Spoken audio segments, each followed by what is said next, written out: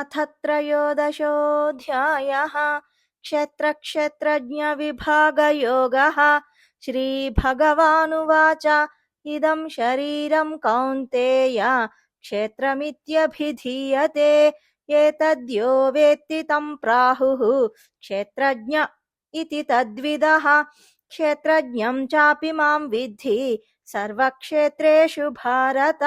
क्षेत्रक्षेत्रज्ञयोर्ज्ञानम् यत्तज्ज्ञानं मतं मम तत्क्षेत्रं यच्च यादृक् च यद्विकारि यतश्च यत् स च यो यत्प्रभावश्च तत्समासेन मे शृणु। ऋषिभिर्बहुधा गीतं छन्दोभिर्विविधैः पृथक् ब्रह्मसूत्रपदैश्चैव हेतुमद्भिर्विनिश्चितैः। महाभूतान्यहङ्कारः बुद्धिरव्यक्तमेव च इन्द्रियाणि दशैकञ्च पञ्चचेन्द्रियगोचराः। इच्छा द्वेषः सुखं दुःखं सङ्घातश्चेतना धृतिः। एतत् क्षेत्रं समासेन सविकारमुदाहृतम्।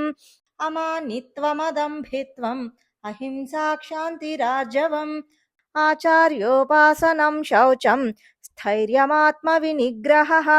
इन्द्रियार्थेषु वैराग्यम् अनहङ्कार एव च जन्म मृत्युजरा व्याधि दुःखदोषानुदर्शनम् असक्तिरनभिष्वङ्गः पुत्रदारगृहादिषु नित्यं च समचित्तत्वम् इष्टानिष्टोपपत्तिषु मयि चानन्ययोगेन भक्तिरव्यभिचारिणी।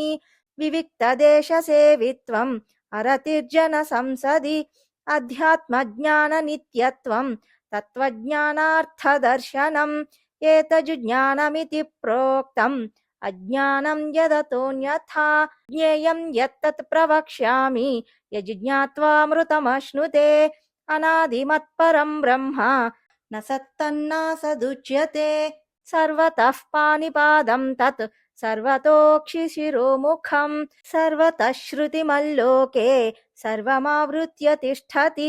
सर्वेन्द्रियगुणाभासं सर्वेन्द्रियविवर्जितम् असक्तं सर्वभृच्चैव निर्गुणं गुणभोक्तृ च बहिरन्तश्च भूतानाम् अचरं चरमेव च सूक्ष्मत्वात् तदविज्ञेयम् दूरस्थं चान्तिके च तत् अविभक्तं च भूतेषु विभक्तमिव च स्थितम् भूतभर्तृ च तज्ज्ञेयम् ग्रसिष्णुप्रभविष्णु च ज्योतिषामपि तज्ज्योतिः तमसः परमुच्यते। ज्ञानं ज्ञेयं ज्ञानगम्यं हृदि सर्वस्य विष्ठितम् इति क्षेत्रं तथा ज्ञानं ज्ञेयं चोक्तं समासतः मद्भक्त एतद्विज्ञाय मद्भावायोपपद्यते। प्रकृतिं पुरुषं चैव विध्यनादीवुभावपि विकारांश्च गुणांश्चैव विद्धि प्रकृतिसम्भवान्। कार्यकरणकर्तृत्वे हेतुः प्रकृतिरुच्यते पुरुषः सुखदुःखानां भोक्तृत्वे हेतुरुच्यते।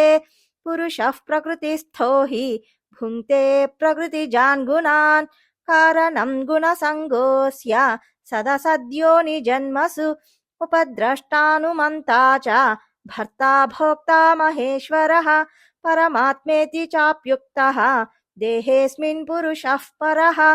य एवं वेत्ति पुरुषं प्रकृतिं च गुणैः सह सर्वथा वर्तमानोऽपि न स भूयोऽभिजायते।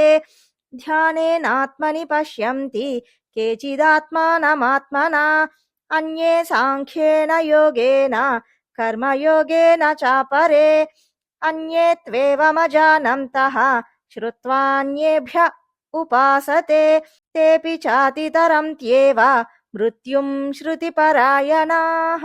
यावत् संजायते किञ्चित् सत्त्वं स्थावरजङ्गमम् क्षेत्रक्षेत्रज्ञसंयोगात् तद्विद्धि भरतर्षभ।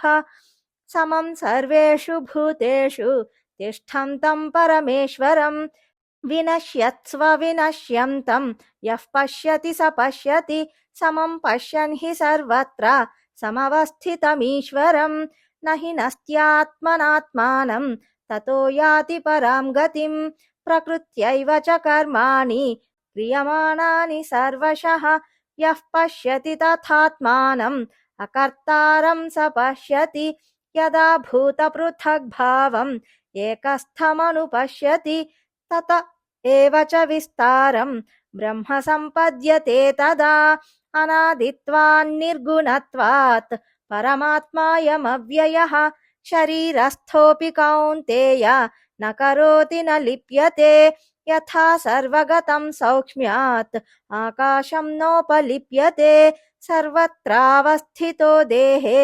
तथात्मानोपलिप्यते यथा प्रकाशयत्येकः कृत्स्नं लोकमिमं रविः क्षेत्रं क्षेत्री तथा कृत्स्नं प्रकाशयति भारत क्षेत्रक्षेत्रज्ञयोरेवम् अन्तरं ज्ञानचक्षुषा भूतप्रकृतिमोक्षं च ये विदुर्यान्ति ते परम् ॐ तत्सदिति श्रीमद्भगवद्गीतासु उपनिषत्सु ब्रह्मविद्यायां योगशास्त्रे श्रीकृष्णार्जुनसंवादे क्षेत्रक्षेत्रज्ञविभागयोगो नाम त्रयोदशोऽध्यायः सर्वधर्मान् परित्यज्य मामेकं शरणं व्रज अहं त्वा सर्वपापेभ्यः मोक्षयिष्यामि मा शुचः।